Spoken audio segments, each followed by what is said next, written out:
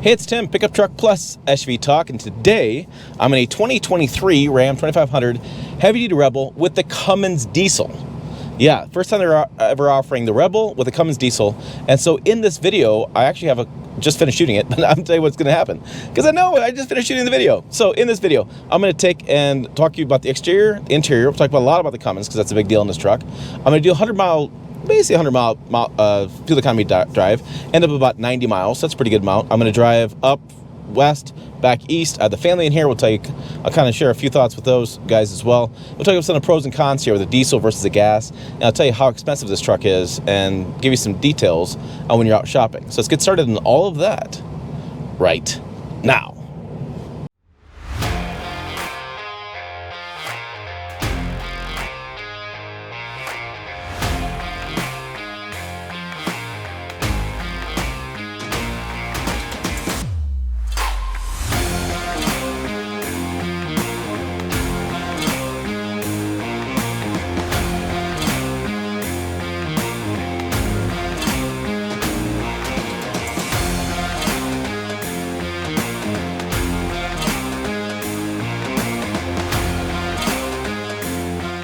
Okay, let's see what this does as far as starting it up first thing in the morning. It is 27 degrees out.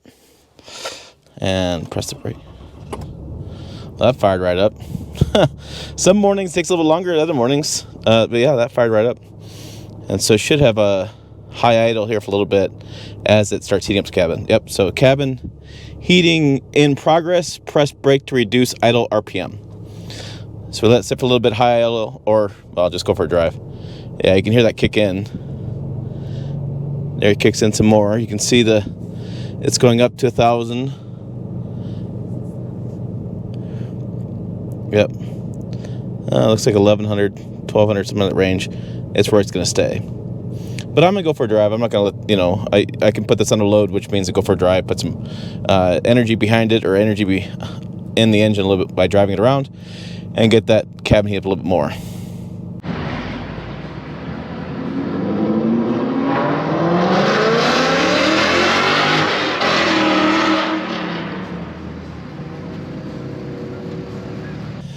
Okay, I'm going to hold OK and reset. So we're all reset, ready to hit the road, get the wife and kids, and see what this thing does. All right, thought I'd update you on the road with this Ram Rebel with the Cummins Diesel. So I've gone about, I'll put it on the screen, I've gone about 33 miles so far. It's getting up to 18 miles per gallon. When I drove from Denver the other day, it got to 18.8 miles per gallon. So I keep driving it on the highway at like 70 miles an hour, and keeps going up fuel economy. That's a good thing. Looking at a little bit less than 2,000 RPMs, and we're just kind of cruising. I will say, and I think my wife agrees with me, this is not the smoothest riding pickup.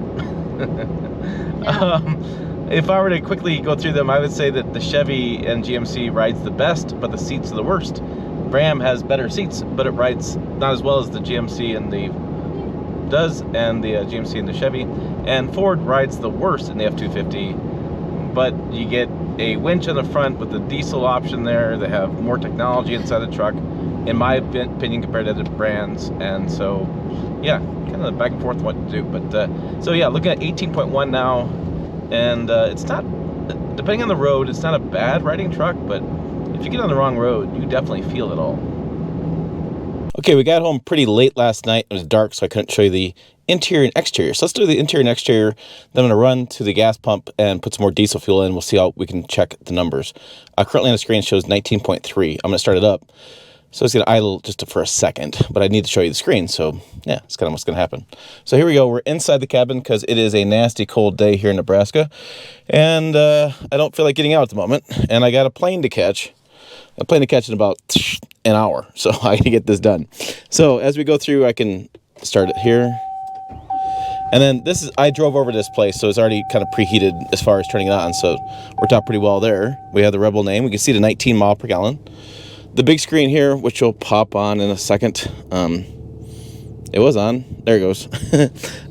So you have the big screen, you have the controls down here, the comfort, media, nav, all that kind of stuff. But it's like mute. What's interesting is up here, You have different modes, but you can just press that and turn on the heated seats. Heated steering wheel, which I need both this morning because it's cold. Four-wheel drive features here. Axle lock for the rear axle. I have a small sticker price, or small sticker showing what's in here.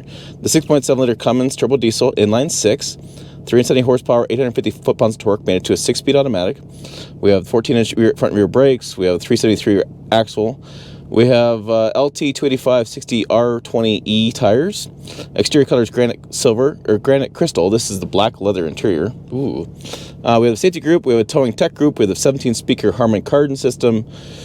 We have the 3-link with the track bar for the cold springs for the front suspension. We have a 5-link with the rear suspension. As tested price, $91,730. Base price, $68,804. So that's gonna be a whole lot of the Cummins. Cummins diesel engines are expensive, so I'm gonna go turn this off so I can keep the fuel economy as best I can. So what I like about it so far inside the cabin is, like most Ram trucks, really good look in the cabin. Plus, this is a really handy tray here, and you can put your phone in here, and it holds your phone. USB's there. I have a little slot there for storage. Plus, this moves back and forth, and then a lot of storage in there. So, and some mathematical equations. You want to do some math, but there's that. No moonroof, nothing there. The back you can see, just a couple seats. The rear seat kind of bows in a little bit, so it's a little bit of a weird third seat. If you're fitting 5 people in here, might be a little strange. Okay, here's one of my difficulties with this truck is that I'm short, and there's no running boards because you don't always want them with an off-road truck. Ugh. So, move my hand out of the way.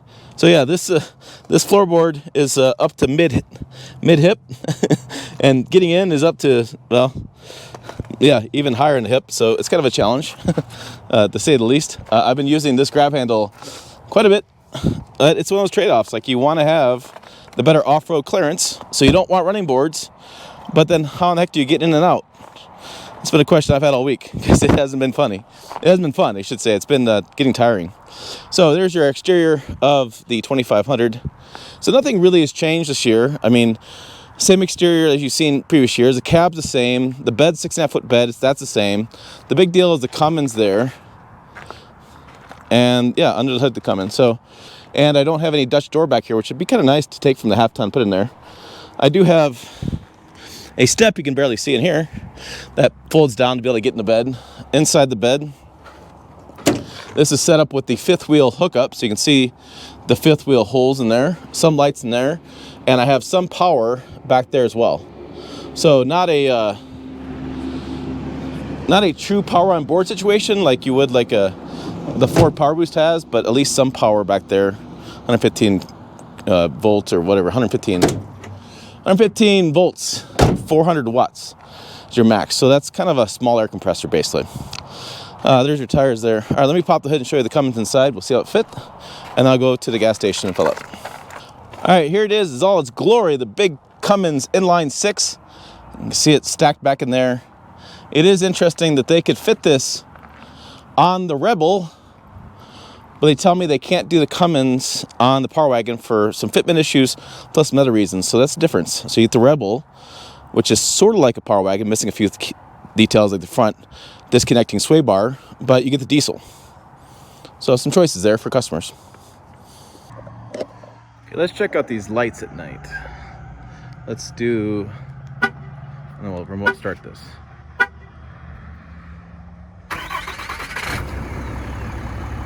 Your daytime running lights there. I'll turn the lights on. You can see the cab lights on top, right? So, and then I get out of the snow a little bit. Over here.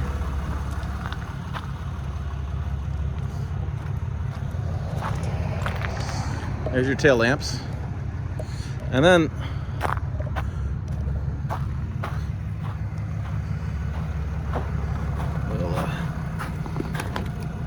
this is kind of cool. It's got the big puddle lamp. I can't close it real fast, but look how lit that is next to the truck, because that's a big puddle lamp going that way. And I believe it's right down here, but yeah. There's another light there as well. Let's look at that one. I think I know what button that one is, but okay. Hop up here. Start this up. Mute that. So now it's on. Oh, and there's your lights inside the cabin. There's that one there too, and the bright light there. Interestingly, we don't have like a dome light except for the really back. We don't have anything right in there, but it's lit enough. I mean, it's pretty well lit. I like the wheel, the lights down here especially, because like this is usually pretty dark. So it's nice to see that.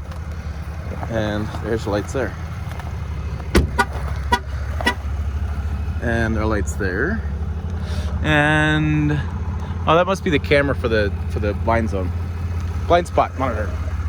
Okay, so look at all the lights there. There's my Santa on the wheels. But yeah, that's all lit up. Those suckers. That's not brights either. Those are how bright that thing is. Let's see if I can annoy my neighbors. It's always fun annoying the neighbors. Let's see.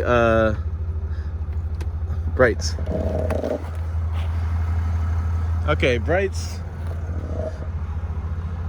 No brights. Brights. No brights. It's enough playing the neighbors. So, where's that button at? It's over here. Turn this off. There you go.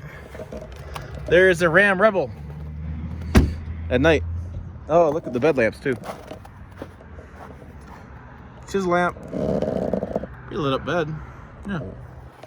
Good amount of light. I give this an A. You get the score of an A there, Ram. Good amount.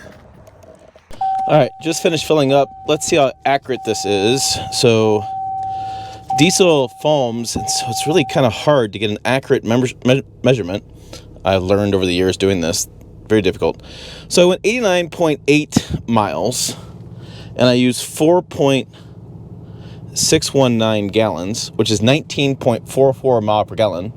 And my screen shows 19 miles per gallon. So, you know, I'm pretty close, right? So 9 miles, you can see on my sticker I used 4.619 gallons. So, yeah, that's pretty good, actually, I think, for this big of a truck and this diesel in this truck. So let me head home. I'll wrap up some final thoughts here on this Ram 2500 Rebel diesel. Early morning commute here in the big town of Scotts Bluff, so I had to wait a minute to get through traffic. Okay, make a joke. The town population is like 20,000 people. Rush hour traffic really isn't a big deal. Okay, so a couple things on this. I'll show you some footage on the screen. I really like the fact when you turn on the turn signal, it illuminates the entire right side or left side, depending which side the turn signal is on. So it's really handy when you're switching lanes or making right turns, whatever, left turns, to be able to see that on the screen, and just gives you that little more information as a driver, and gives you a little bit more confidence as you're driving to be able to see that screen. All right. The other things to know about this, like I said, it doesn't ride the best. It's not something I want to ride all the time. I definitely need some step bars for me. I'm having a heck of a time getting in this out of this truck all the time. And it's just, you know, the higher height of the bed too, just to me, it just makes it a little bit, dare I say it, unusable for some people. Short guys like me. Also, if you have some older horse trailers that aren't the same height as the newer trailers are, the neck is too long, you may have trouble hooking that up with some of these trucks. I've talked to many farmers who have the same problem. And yeah, some interesting things there. But overall, I mean, I get 19 miles per gallon. Yeah, I got to spend $91,000 to get this truck. That's a lot of dough. But fuel economy wise, I feel like it goes like this. And this is just kind of my experience, talking to people online, reading stuff, doing my own testing, is that when you do a diesel engine in a 3/4 ton or 1 ton, typically, in my opinion, you get a little bit less unladen fuel economy. So not towing, not hauling, you get a little less fuel economy than you would a comparable gas engine. However, when you are towing, when you do have a heavy load, like I wish I had 500 pounds in the bed right now, if I had the heavy load in the back, I will get better fuel economy with the diesel when I'm towing and laden down. Now I'm talking with the gas engine, say I'm getting 19, maybe in the gas engine I get like 21 in the 6.4, maybe I get 20, 21, something like that. So not a big difference. Towing wise with the gas engine, if usually range is in half or fuel economy is in half, so I would get probably 10 miles per gallon towing a considerable load, a big camper with a big aerodynamic profile. Again, that's one of the things that towing it's so hard is it depends on the trailer you're using, it depends how fast you're going, it depends where you're going. If you're going through the mountains in a flat area, whatever. But I'm just going to give you some generalities, so if you're shopping, you have some idea. In a diesel format, I'm going to get 18, 19 miles per gallon unladen, untowing. And then when I'm towing, I'll probably get down to 13, 14 miles per gallon. Because the way the diesel produces the torque and the power and the idling speed, diesel just tows better. It's just a better fuel for that, the way it burns.